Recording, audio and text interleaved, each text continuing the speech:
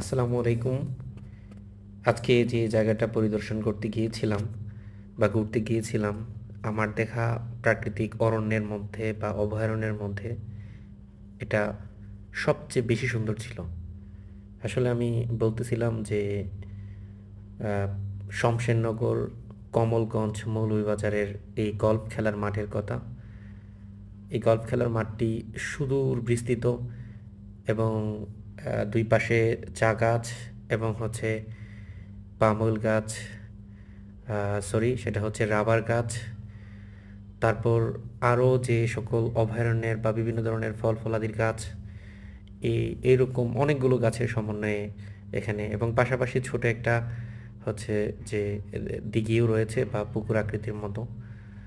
তো সামনে একটা বড় বট গাছও রয়েছে, অনেক বড় বট গাছ, এবং পাশাপাশি সবুজের ঘাসের সমারোহ, সবুজের একটি অভয়ারণ্য, এবং তারই পাশাপাশি এখানে রয়েছে যে ছোট ছোট হচ্ছে যে রেস্ট নেওয়ার যে ঘরগুলো।